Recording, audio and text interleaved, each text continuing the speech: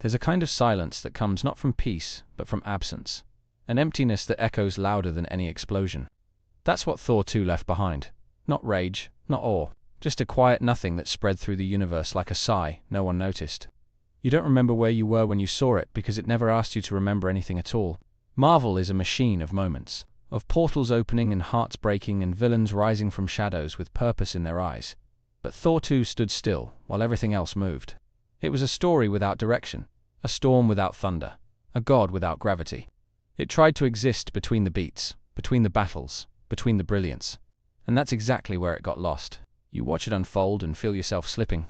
Not into the world, but out of the experience. The colors are there, the actors are trying, the plot is technically present. But it all feels like watching someone else's dream, one they barely remember, and one you can't wake up from. There's no anger, no betrayal, just the slow, dull ache of wasted breath. But that ache matters, because this was never just about a bad movie. It was about how a universe built on legend could suddenly forget what it means to tell a story. It was about how a hero who once defied kings and gods could become a stranger in his own myth. It was about the fear of being forgotten and the truth that not all stories earn a second chance. In this video, we're diving into why Thor 2 stands as Marvel's most lifeless chapter. We'll explore its broken rhythm, its emotional vacancy, its missed opportunities and hollow choices.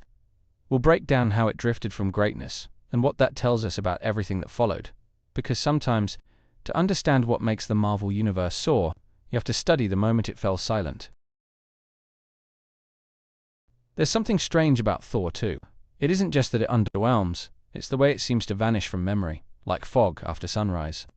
As if it's hiding in the corners of the Marvel timeline, quietly ignored, rarely revisited. And that silence around it, that lack of noise or passion or protest, is louder than any rant could be. How did a movie with gods and monsters, spaceships and relics, become so hollow? How did something so large feel so small, like a whisper when we expected a roar? There's a mystery in that failure, an absence of identity so profound that it leaves a vacuum in the narrative. Thor 2 didn't just stumble, it disappeared into itself.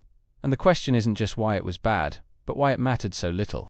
This was a chapter that could have shaped the cosmos. It introduced the ether, danced around infinity stones, and teased cosmic stakes. But somehow, nothing landed. Nothing lingered. Characters moved, but never grew. Events happened, but never meant anything. Maybe that's what makes Thor 2 fascinating. Not as a story, but as a case study. A rare Marvel misstep, not defined by risk, but by fear of taking any at all. It's almost as if the film was trying not to be noticed, trying not to leave a mark, and in doing so, became forgettable by design. And yet, here we are, years later, still wondering why it failed. Still asking how a film with all the right ingredients became so flavorless. Curiosity lingers longer than anger.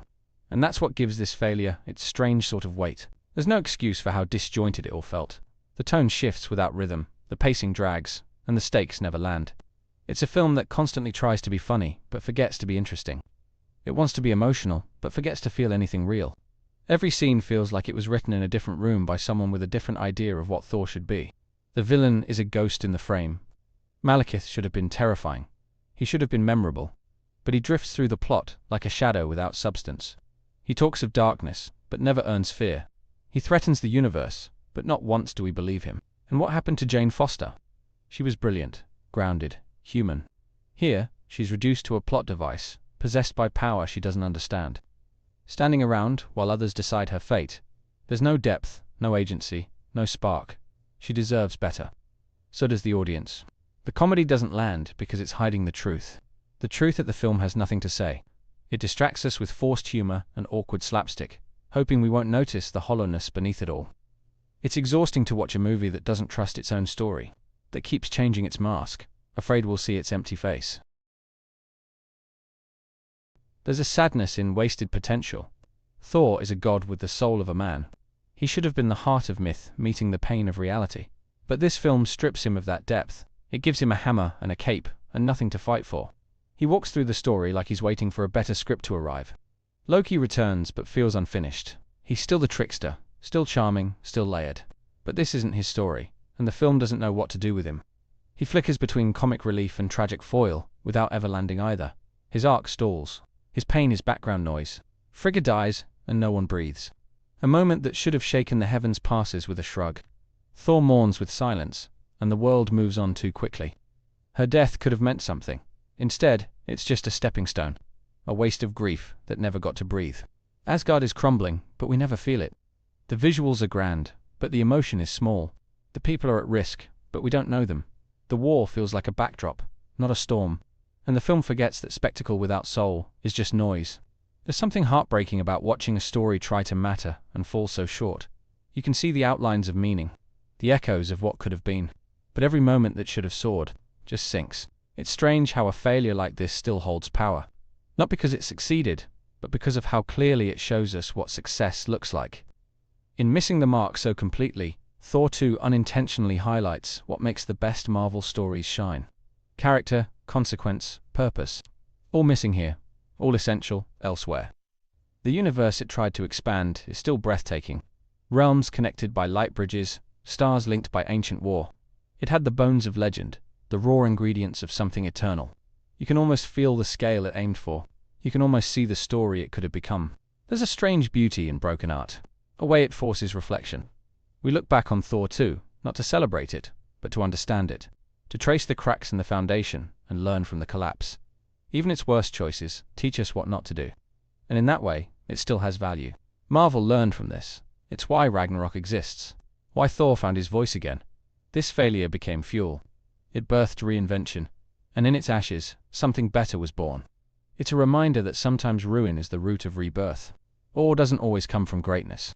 Sometimes it comes from the clarity of failure, from seeing everything that went wrong and realizing how close it came to something unforgettable. Thor 2 missed greatness, but it made the hunger for greatness stronger. Every misstep is a map, and Thor 2 mapped out everything Marvel needed to leave behind. That's how growth happens, not just through triumph, but through reflection, through admitting that something didn't work and daring to evolve beyond it. Thor deserved to be more than a bland hero, and he eventually became that. Not because this movie helped, but because it reminded everyone what was missing.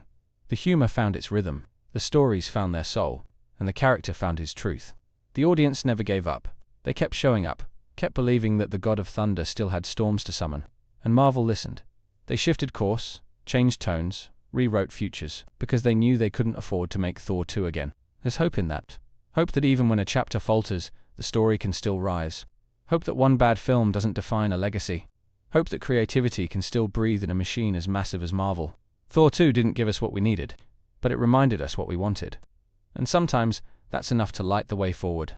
In the end, Thor 2 is a tragedy. Not because of death or destruction, but because of silence. Because of how little it resonates, how quickly it fades. A film that should have been mythic became mundane, and no one wept when it ended. Its tragedy lies in the effort. The millions spent, the scenes built, the actors trying to give life to something lifeless. So much energy poured into something that never found its voice. A machine that kept moving, even after the soul fell out. There's no villain more dangerous than indifference, and that's what Thor 2 battled. Not Malekith, not darkness, but our own disconnection. Our eyes glazed over, our minds drifted, and the film was powerless to pull us back. It's a reminder that even giants can fall, that even the most successful universes can misfire. And when they do, they don't explode, they vanish. Not with fury, but with a whimper, with a shrug, with forgettable echoes. But even in its collapse, it tells a story worth hearing. Not the one it meant to tell, but the one we learnt from it. And that, in the end, may be its quiet redemption.